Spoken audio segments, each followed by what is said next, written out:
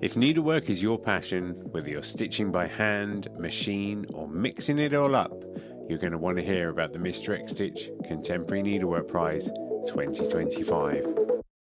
This prize celebrates the best in modern stitch, and it's open to creatives from all around the world, whether you're a student or an emerging artist or a seasoned professional. And the best part, you don't have to send your work anywhere. Just upload high-resolution images to a private folder we will send you after you enter. You can enter more than one category, for instance, hand embroidery and 3D textiles. Just grab an entry for each one. And if you've got a student ID, you can get 50% off the entry price as well. The deadline for entering is 30th of June 2025, and entries are now open at xstitchmag.com/prize-entry. Thanks to our brilliant sponsors, Bookmarked Hub by Search Press and David and Charles, and the legends at Lowry Workstands. If you've got the stitch bug, this is your time. Show us what you've got. Enter the prize now. Visit xstitchmag.com/prize-entry to get your ticket today.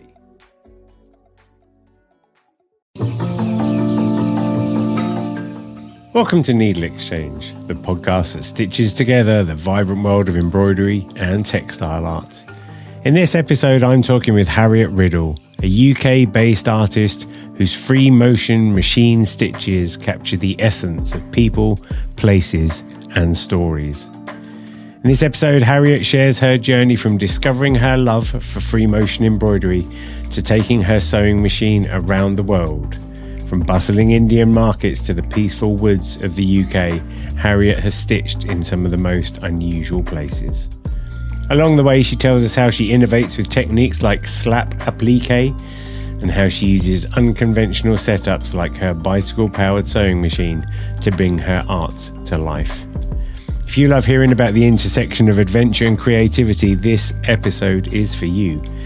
And don't forget to check out episode 8 with Meredith Walno, who also uses a sewing machine to create stunning textile art. I hope you enjoy this conversation. Harriet's charismatic, talented, and we have a great chinwag. I will be back next week with the second part of our Needle Exchange. So until then, enjoy the show. No, cute name though. Yeah, where did it come? Where did you get the idea? Well, Ben's middle name is Douglas, but that's not why. I've always enjoyed the name Douglas. I went to school with a Douglas, and he was so cute. And is he a Douglas, or will he become a Doug over time? Or I think he'll be a Doug or a Dougie. He's currently a little Dougie. But not a Hey Dougie, or does he get that and not mind it? Well, he loves Hey Dougie. Only just recently. I mean, we've been forcing it down his neck for years now. But yeah. I always liked Hey Dougie from a design standpoint. I just always liked the character design and stuff. And the fact it was kind of based on like Flash animation. Like that was kind of when they first started doing it. They started it, I don't know, it's probably been 10 years now or something, but they did it in Flash animation, and then that got outdated, like the technology changed. So then they had to rebuild their whole system so it still looked like Flash animation. Oh, right. I didn't know that. But you see, I'm a pretty strong Bluey fan. Do you watch Bluey? I mean, I've never felt so seen watching Bluey as a new parent. What are your favourite episodes? I mean, there's the one when the mum, Bluey's not crawling yet. Baby race. And the baby race. And the mum's just, the poodle dog's obviously like succeeding in life. And then the poodle mum's just turns and looks at Bluey's mum and says, "You're doing a great job." Honestly, swear to God. I'm in bits on that one.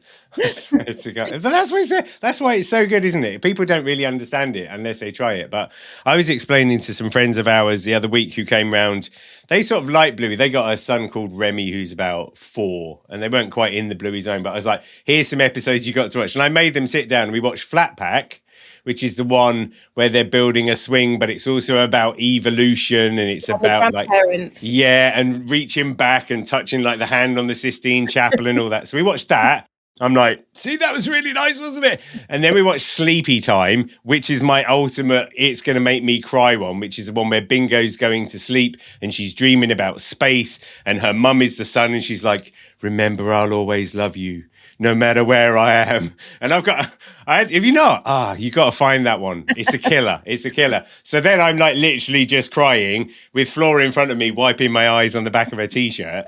And then we watched one that's come out quite recently, which is called Cricket, which is about Rusty the dog and how good he is at cricket and what a nice boy he is and all of that sort of stuff. And at the end, you're just like, he's such a nice boy. And I was literally just streaming with tears down my face because I hadn't watched them for a while. And then I watched three of my most potent ones back to back. It was like, I was like, it's going to need a moment, guys. Yeah. But I think it's really healthy. Like these days, me and Mary, we watched Paddy McGuinness did that thing for children in need where he cycled from like Wrexham to Glasgow on a chopper bike. No. Okay. But he did that and he raised a lot of money. And we watched a little documentary about that, where at the end of every day, he's like high-fiving all these school kids and people are telling him how much he's wanting. He's in bits and me and Mary are all in bits. And we're like, this is healthy. I think this is good, you know? It's funny what will trigger you at the end of the day, because sometimes it can be the minor thing. Yeah. Suddenly all this emotions coming out. You're like, oh, this feels good. Oh, we watched RuPaul's Drag Race final last night as well, and that was another one where it's just like, have you ever watched Drag Race? I've watched it once. I've not been a big. They get to the final and they're just like, Kyron Thrax, what would you say to 4-year-old Kieran? And then they get the photo and they're always like, you're going to go through some stuff, you're going to be challenged by stuff that will make you wonder if it's all. And we're just like, oh my God. It's like Bake Off, but it's about, people's identity and them being their true selves and all that sort of stuff. And we're just like, and I just know I'll just look at Mary on the sofa because I can feel myself filling up and she'll be like exactly the same boat. Beautiful. Just like lean into it, really. So, but let's talk about podcasts. No, how was the Knitting and Stitching show then? You did London, Dublin, and Harrogate, right? London, Belfast, and Harrogate. Belfast. Sorry, yeah. Yes, I did. It was full on. It was brilliant. Yeah, what a treat to be invited to all three, but exhausting, and had to leave my toddler for a week at a time, which was tough. But yeah, really inspiring. Yeah, it was fun. They're quite different shows, aren't they? They're the people. I did London, Dublin, and Harrogate when it was Dublin 2013, 2012, something like that. And I just remember in Ireland, you just have the best conversations, which generally didn't have anything to do with needlework whatsoever. Yeah, I fell in love with the Irish. I've got the bug. I think I need to go back. They were great. I was so busy. They're just up for the crack, aren't they? Yeah, they are. And Harrogate, again, slightly different audience. But then I was kind of blown away by your exhibition because obviously I've not seen you for a while. And obviously there's a lot of time when you just like Harriet does portraits, but then you had some amazing scenes and they were so vibrant with all the buildings and all the scapes. Would you like to explain your entire presentation? Sure. So initially I wanted my artwork to be all about rewilding. So I did an exhibition earlier this year at NEP, which is an area of rewilding in Sussex. Yes, of the book Wilding. Wilding by Isabella Tree. Yeah. And so for that exhibition, I created 2 chairs and about ragwort and thistles. Right. And the sort of celebrating these underdogs of the ecosystem. And the yellow one was called Get Comfortable and the little red one was Nature Knows. And fortunately, they both sold at NET, which was great. But when you're a mother with little time, it's and you've got a 9 by 7 meter space to fill at Knitting and Stitching. It's sort of looping in the head. Yeah. In my head. So anyway, they went. So I thought I'd continue on with this theme. And I was doing work in the woods, but I wanted to go bigger. So my most newest piece is quite different to the rest of my pieces, where I've done a ink drawing in the woods with black ink on white paper over 2 pieces of paper. This is sort of Hockney inspired. Mm-hmm. And then I digitalized those, made them huge, and then got them laser cut out of black felt. Wow. And then sort of figured out how to stitch that down with colors behind the black felt drawing. And I made 2 huge pieces that sit one on top of the other for the show. And that was really fun. I really enjoyed that, just to try something new. And was it like that? Was it like you had a step, like you drew your picture, and then you're like, what can I do with this? And then an idea came, and then like, did you see the end product at the start, or did you, like you say, laser cutting felt and all of that sort of stuff? Were you just like, I don't know, let's just try laser cutting some felt? Well, I because using a sewing machine, like, to go big anyway is challenging because you've got the arm of the machine, but I'm also very limited. My line work is sort of my strong point. My drawing is through the machine, so. And the thread is just one size. Whereas if you use a piece of charcoal or a pen, you can kind of easily make with different thicknesses. But it's much harder to do that with the sewing machine. So, and to go big, you obviously I felt like I wanted my line to kind of match the scale. So that's why I thought, let's try laser cutting black felt. Yeah, I love it. To kind of dense out my line work. So that was kind of like the elephant in the room amongst the other work, because it was quite different. And I'd made another chair, which is like sit back, and I really am loving the upholstery. And I have a friend, a very talented upholsterer, who's done 2 of my chairs, Amy Payton. So I wanted a chair in the show, so I got like a woodland chair done. But then I was running out of time, and I had this residency in the summer in Taiwan.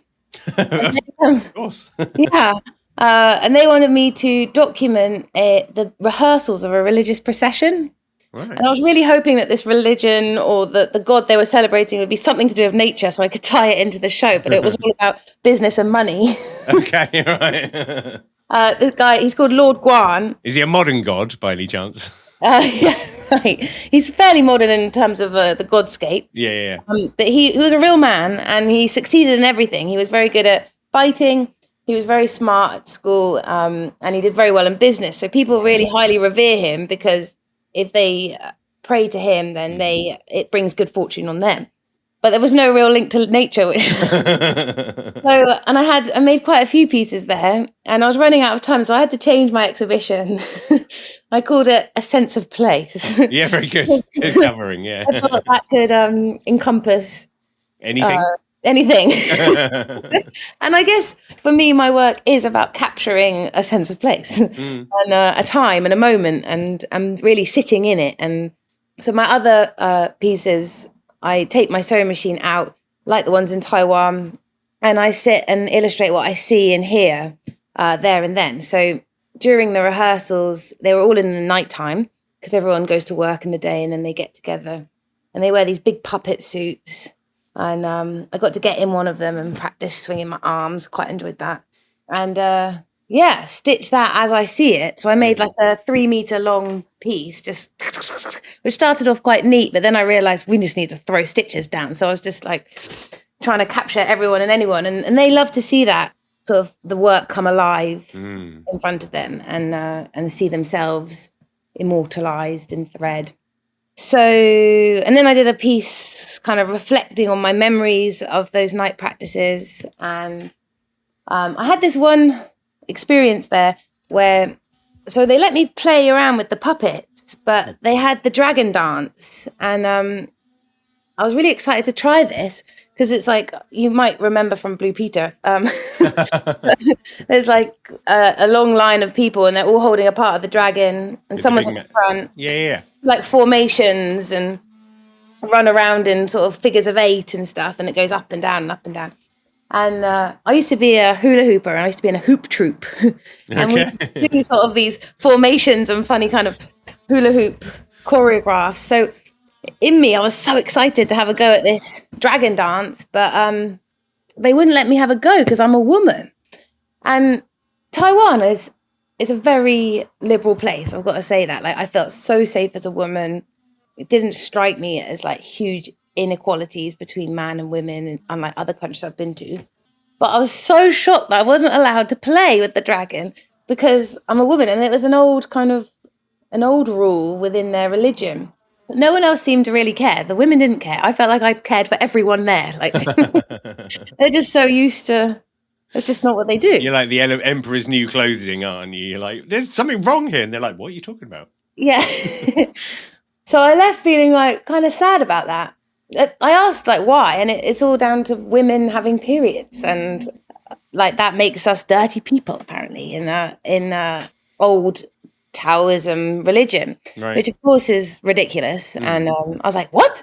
But we make children. We make the future. How is that dirty? But so then I stitched this temple god who guards the door. She's a woman within the temple, but I made her pregnant and a warrior because none of the women are like depicted as these fighters. And then and I put some scales in, which later looks like such a Western symbol, having like like justice and liberty, right? Yeah. So it looks really weird, actually, when I later look at it. I think it is out of place, but I suppose that's what it's meant to be. It's my Western sort of like vision, I suppose, wanting like equality and justice. Yeah, I was going to say, it sounds like it's a little bit of politics that you've put in there without realizing, but it's a reflection of what you just said, like the imbalance. Yeah, I just felt like this isn't fair. I later heard that the women can dance with the phoenix, and I thought that's cool, but there wasn't any phoenix dances involved. So I thought maybe I'll go back and start a phoenix troupe, but maybe I should just look after my son and it'll be okay. You put that in the someday maybe list, I think, is right, isn't it? Just, if I run out of anything to do, I'll go back to Taiwan. Yeah. So that was my Taiwan work. Then I had a Glastonbury piece I did this summer. Wilderness site? No. Green Kids in Glastonbury. Yeah, go on. Yeah. Yeah. So I've done Glastonbury for many years. That's actually where I met my partner. So, and a lot of my sort of friend family. Mm-hmm. So I have a fond place in my heart is Glastonbury. But the areas I work, there's no electricity. So it was actually Glastonbury that inspired me to start using a bicycle to power my sewing machine. Yeah. And this year I was in the kids field, so the green kids field, and under this amazing 500-year-old oak. And the children were all jumping on the bike and whizzing me up some electricity. And then I was sort of stitching what I could see under this oak over the 5 days. And that was great because, child labour, one, is fantastic when it's free. Contextually, child labour is fantastic. Yeah, so I've got that piece was in there. And then I had my biggest artwork was this railway scene, train station, which I think I've spent weeks and weeks and weeks on. And that got a lot of love, just a sort of panoramic view of my local train station, which I stitched just after the pandemic was sort of breaking, and it was this idea of getting back into travel again. There was something about that, though. There was a real, the industry of it, again, being quite different to the nature and all of those kind of things. I think sometimes that's a good, I was going to say like a palette cleansing sorbet, but it's not. But, you just get those contrasts, don't you, between your different scenes. So in a way, there's a familiarity to that offsets maybe the unfamiliarity of like the dragon celebration kind of stuff. True, yeah. And I wonder how it felt, like how well it translates the Taiwan work for an audience. Because for me, it was just bonkers. It was interesting because I was doing the rehearsals, it was like this weird, slow drum roll to the actual event, which was 2 days right at the end of the residency. So then to suddenly see it all come together was just utterly overwhelming because it was just so loud and just quite intense. So I didn't really know what to expect, but to capture that all into my work. Well, a lot of it was just the rehearsal, so the actual thing has kind of got a bit lost, I suppose. But very interesting to capture that. But yeah, you're right. The sort of contrast is probably quite good for people.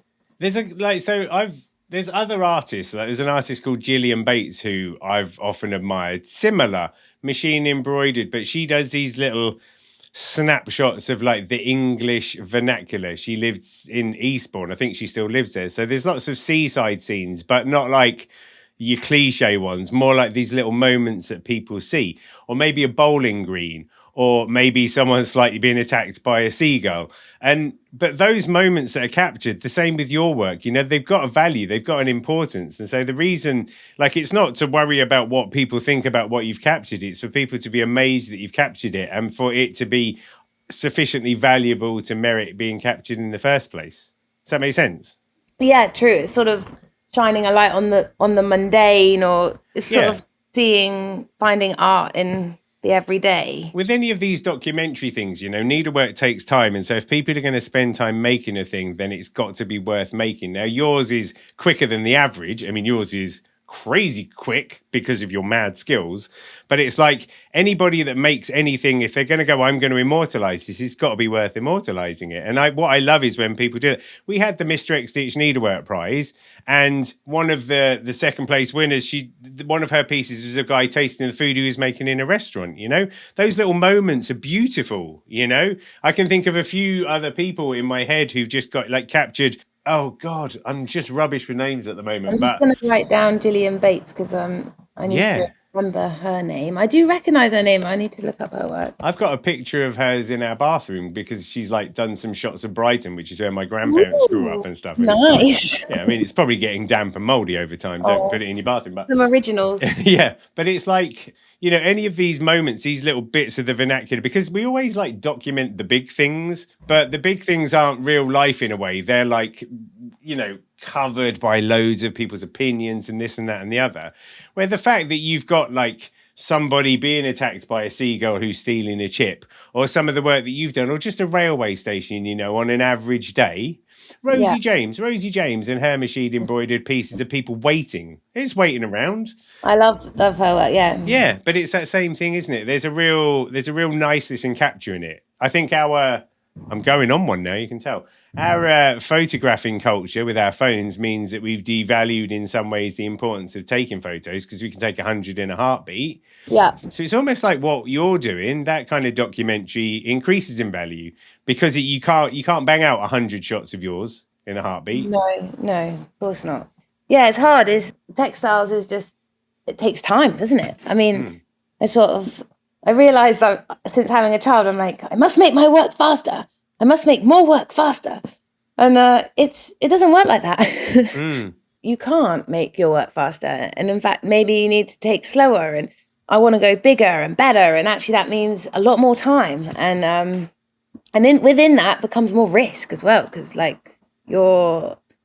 you don't sell it, it becomes, you've got to sort of weigh up your time and then the practicality of selling it, and because you are running a business, so it's very difficult. It's weird, isn't it? How you value it all. I think the child thing, suddenly you just go, okay, first of all, I'm finite. Second of all, this person appears to be more important than me 5 minutes into the world. But also you just feel like you can't spend your time just dicking around, You don't want to waste time. But I think the interesting thing, or I would push back against what you said there, is I don't think you need to make more work faster. Maybe you need to put your prices up or something to balance it out. But I think making more work, we just put pressure under ourselves. I've done it loads of times where I'm like, I need to do this thing. And I'm the only person telling myself that thing has to be done. Whereas if you're able to relax a little into it, maybe the zen of the universe kind of just keeps things going quite happily for you. I think I'm trying to get you to cut yourself a little bit of slack. Thanks, Jamie. Yeah, probably impossible. It's probably impossible. Somehow, well, so there's two launching points here. I wanted to find out all about how Harriet became Harriet Riddell, Stitch You, because I feel like I was looking back through your Instagram, and even back in 2011, your early pieces have that kind of I think they just look like they were drawings, but you're still just drawing without taking your pen off the page. That just seems to have been a thing. I mean, was that when you started Instagram, were you already doing stuff on a sewing machine and already exploring that form of illustration? Mm-hmm. Yeah, 2011. All those years ago. So take me back to the start. Okay, to the start. I went to university in Hertfordshire. And I studied a mixed media art degree called Contemporary Applied Art, because I wanted to just play around with different mediums, text, and learn techniques. I loved my art foundation, so I just kind of wanted to continue playing and exploring. And this course was fantastic with that, because every week we'd learn a different technique. Turns out I'm not very good at following rules, and a lot of crafting techniques, there are a lot of rules within them. Right. So everyone else would make lovely things, and I would kind of end up boiling a plastic bag and stretching it across something, and it would just look disgusting and awful, and felt like I was sort of trying and failing at everything. But I loved life drawing. Right. And I would go to life drawing in the evenings.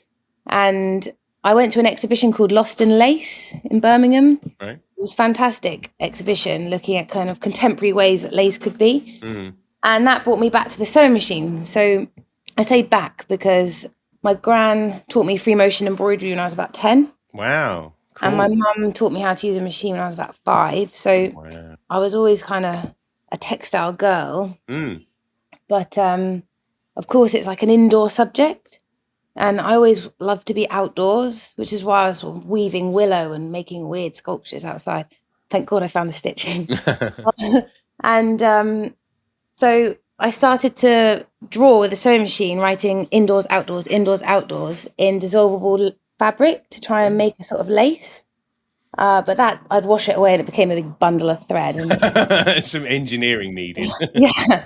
So then I started doodling on some canvas what I could see out the window. And my life drawing tutor saw these doodles. And then when I was in his class drawing the naked models, I started to draw a bit like stitching extra. So it was his idea to bring the sewing machine into a life drawing class. And so I did. And I don't know, have you tried life drawing? No. So it's there's a naked person in the middle of the room and everyone takes it very seriously. I was going to say, it seems like the sort of thing where a machine going at it probably is a bit off-putting. That's it. Everyone's silent. Yeah. Concentrating very hard. There's me and my machine going. So, which was very embarrassing. But fortunately, my tutor was very supportive and made me feel very welcome, unlike some other classes since leaving university. But anyway, but this was a eureka moment. And naturally, I never stitched over a sketch. I just went straight in, and that's always been my way. And because of the way the thread works, it's like drawing without lifting your pen up from the paper. It was just easier and quicker for me to not cut and move the thread. So that really developed a style, and I found immediately like a narrative would come out in my drawings and a sort of sense of humor as well. So I stitched a pregnant woman and I put her face in her tummy and I wrote like mother like daughter. And then like around her tummy wrote like best womb in the house and silly things. Yeah. So after the life drawing room, I thought, where do I go next? And took it to the laundrette on campus. Okay. I really loved the laundrette. I've always loved washing my clothes. I don't know if it's a textile thing, just turning dirty clothes nice and clean. Yeah. And I always left the student laundrette richer. People would just leave their pound coins in the machine. Right, that's what it is. Yeah, good job. So I stitched the students doing their laundry and then wrote like messy buggers as the janitors sweeping up after them. And then the head of school found me in the corridor stitching the vending machine. And she was like, have you nowhere better to work? And I said, well, I'm stitching the vending machine. And I just really liked that the act of using a sewing machine got under her skin a little bit. Right. The cheeky side of me. Yeah.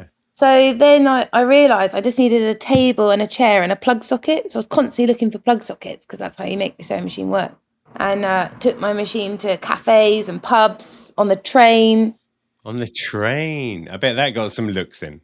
Well, I was on a busy train on the way to Bristol, and the woman in front of me was quite disgruntled because I kept using her foot as the foot pedal. Right. So I was feeling quite shy and started to stitch the bags up in the locker, but she totally got the measure of me and got a pen and paper out and started to sketch me. Okay. Then I started to stitch her. You're like dueling banjos all of a sudden. Yeah, the stitch sketch off. And that was sort of, everyone else was wondering what is going on. But she forgave me for stepping on our feet and we swapped our drawings. But so my degree show was just a series of like pub scenes and bookies and cafes. And then I did New Designers as a graduate show, and I had my work up in the middle of the show because I entered an absolute vodka bottle competition. So I ended up stitching this 10-foot vodka bottle randomly. And I met a woman there who offered me a job as an in-house artist for a company called Pentland. Right. And they design shoes. So I worked with them for 6 months making artwork for their offices and stitching portraits of the heads of departments. I was quite lucky, really. I mean, I felt like the luckiest girl alive. Yeah, I bet. Yeah, it's amazing. And then I went self-employed as in situ. Mm-hmm. In situ. Sometimes. Oh, yeah. Right? Got it? Even better. Yeah. And started stitching portraits at Greenwich Market. So I'd rock up there at 8 a.m. They were very kind to me because I think I was doing something a bit different. They'd always gave me a spot right in the middle of the market. They never charged me my 50 quid for a table. And I started stitching portraits, 15 minutes for £15 for the tourists. And that's how... a Bentley. Not quite. Bought a ticket to India. Yeah, I was going to say 2014. So you graduate in 2012. 2014, you're in India doing it. Yeah. So I spent a year in London at a studio in Clapham making my business go, and then had enough money to go to India. And I realised I could use motorcycle batteries and an inverter and bring my own table and chair. And then I was totally free. I didn't have to ask permission to stitch. I could stitch where I wanted. So off I went to India, much to my parents' dismay. I found a Punjabi family to live with in Delhi. I spent 6 weeks with them, and they sort of taught me the ropes of India. And my first stitch was in a park that looked very much like a park you'd find in England, because I was a bit intimidated by the rest of the city. Right. It was so crazy. And I met a fashion designer called Anit Aurora. Her label's called Pero, P-E-R-O. Beautiful clothes, lovely, lovely stuff. And she asked me if I could document all the makers within her fashion, like her workshop. So I stitched her embroiderers and her dyers and her weavers, and tried to incorporate the textiles that they were using and making within the work as well. And she had like this amazing collection of all her like past fabrics, and we'd walk into this Aladdin's cave and she'd let me pick out all these fabrics, and it was the best. And then I was on her stand at Indian Delhi Fashion Week, and I met this documentary maker, filmmaker, and she filmed me doing one of my stitches out on the street in Delhi, which is on YouTube. It's called Sewing Stories, and that's just I was so lucky. She's called Teresa Mahoney, the filmmaker, and she made this beautiful 5-minute movie of me interacting and stitching a man who was embroidering saris in the market. I'm lucky to have that, because a lot of the interactions that happen while I work are so lovely and really are a big part of why I do what I do out on the street. But they often get lost because I don't have wonderful filmmakers following me around. Yeah. So I was pleased to get that record. So after that first trip to India, I made a book about it, a little book with all my stories and stitches and sketches. And kind of journaling as you go as well. Yeah. Right. But back then, that was sort of, I was on Tumblr. That was the nice Tumblr blog days. I think that's still a thing, isn't it, Tumblr? Is it? I think maybe, yeah. I mean, cool. Who knows, you know. I mean, I've got archives and archives on there. It might be good to go and find out. You'll be like, wow, it's not just kittens and porn on there anymore. It's quite different. Yeah, so... And that was really nice to make a record. I should make another book, because that was 10 years ago, 2014. And a man in Canada saw this book and asked if I wanted to cycle across India with him with my sewing machine. So, of course, I would. You have the best conversations with people, don't you? Hi, would you like to go on an epic adventure around the world? Yeah. I know, yeah. Yeah, I'd love to. Yeah, that was a really cool experience. Just 2 weeks, but a lot of cycling. I had my sewing machine in the back of my bag, and I documented all the different temples and different towns, and rocking up into these little sleepy villages on my own and setting up my machine. It is a bit intimidating. You don't know what's going to happen, and the sort of dogs sort of sniffing you out, but it's never been terrible. Is there something there about the fact that you're using a sewing machine and there's a ubiquity about them? Like, anybody in the world kind of knows what a sewing machine is and kind of knows what a sewing machine does. Does that like give you a passport to entry almost? I think you're right. It's such a sort of beloved tool. It's a very familiar tool. I think if I was stood with an easel, on a paintbrush. There's something a bit different. It's a bit more of a barrier. It's a little bit more, I don't know. It's got class involved in it. The minute, like that's the problem with embroidery, but in this case, it's the savior of it, isn't it? Is that it's classless. Yeah, I think you're right. Yeah, I've never thought about it like that. But yeah, and I suppose it is that familiarity. And also I think people have their expectations are not where, like when they come and see what you're up to, it's just never what they'd expect. Yeah, I bet. That's the beauty of you though, isn't it? Is the fact that you're A, using a sewing machine in an unexpected place, and then B, making a thing that people can watch be created, and then it just so happens you're flipping awesome at this. So, you know, whatever it is, whether it's a portrait or something like that, it's immediately going to bring joy to people's lives. Like it's a real trifecta, that. Yeah. I think that's the key. Like I love the joy, and I'm kind of documenting society, but I think the way I see the world, I'm very aware of like the audience I'm in, and I always feel a guest in the place that I'm in.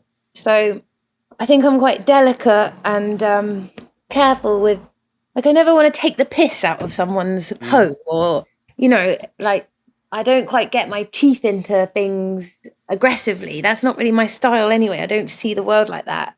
Like compared to, say, Grayson Perry's tapestries, you know, he can kind of take the piss a little bit out of at the different classes. If you think about his, you're trying to hold on to some innocence, perhaps. I suppose so, yeah. And I don't think, sometimes I'm like, is that because I'm not brave enough to like? But I think it is. I just don't. From the get-go, you've said you've always had playfulness in your work, and I think some people, I think that has a lot of value, particularly in the world we live in now. People who just do things because it's a nice thing to do. People who do things because they just want to show how lovely the world is. There's nothing wrong with that. And it's sad that it feels like there's something wrong with that. Yeah, I guess so. Like you feel like as an artist, you need to like bring up your demons and like. Yeah, right. Yeah. bring up everyone else's demons with it. But I guess I consciously choose not to. And maybe I should test myself and try and sit in that space. But doesn't come very naturally. I think I'd much rather make people happy and myself with it. But I honestly, like, I'm an old curmudgeon, and I think making people happy is like literally the best thing you can do. And I think that when you become a parent as well, I think that starts to happen because you see the world, you want the world to be a happy place for your kids.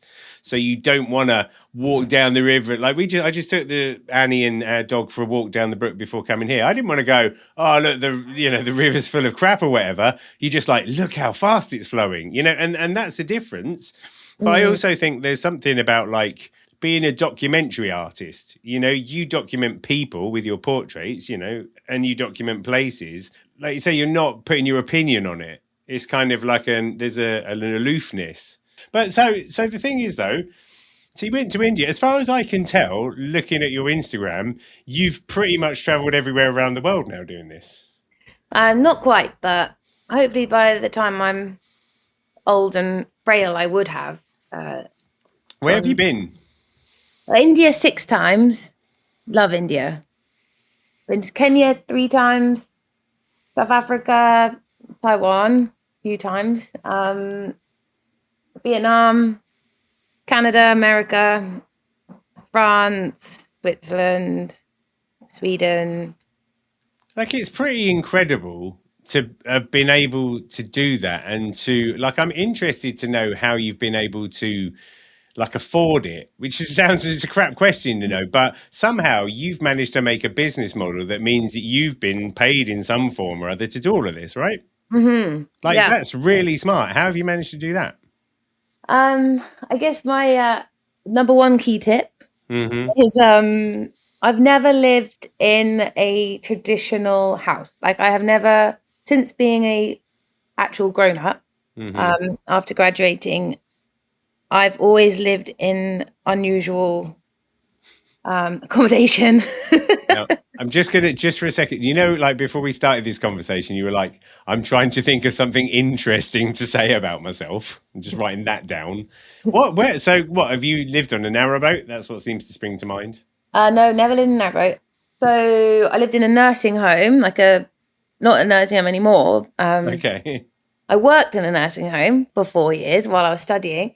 And, but then when I left that, I then went to live in a nursing home as a guardian, this guardianship. Okay. Yeah. So like there's a middleman who's doing really well because the property owners pay them to protect their property, and then they get tenants who pay them to live there. So, I mean, this business model is great for the people. I suppose you haven't started doing that, to be honest. So I lived in a nursing home. Then I lived in an old school in Peckham. Had an amazing big classroom, and I shared it with a friend, very good friend of mine who I grew up with. And then, then I was like on the road a lot, especially in my mid-20s. I would just travel. I'd come back, I'd like land at my parents' door. I'd do the summer of festivals and shows, make enough money doing my portraits. And then I'd go again. And then I lived in a shed in London. £5,000 a month. Yeah, now I live in the woods. Okay. In a bivouac? In a cabin? A little cabin we built, me and my partner built. He does the building side of things. I'm on electrics and plumbing. I was going to say in home furnishings.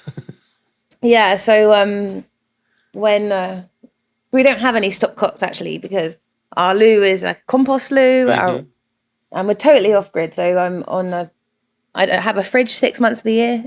Okay.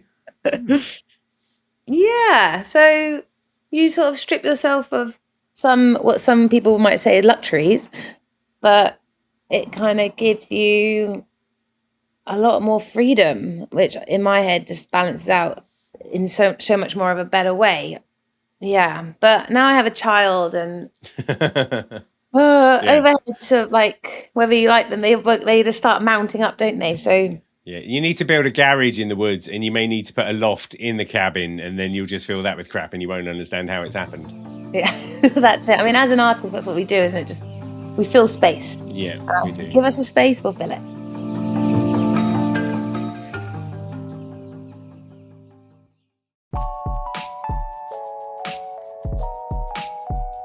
Thanks for joining me on another Needle Exchange. I hope you enjoyed the show. I'd love to hear from you, so feel free to email hello@needle.exchange, that's NEEDL.exchange, with any thoughts, comments or feedback. And if you want to keep up with all the news, sign up to the Needle Exchange mailing list at bit.ly/needleexchange. See you next time.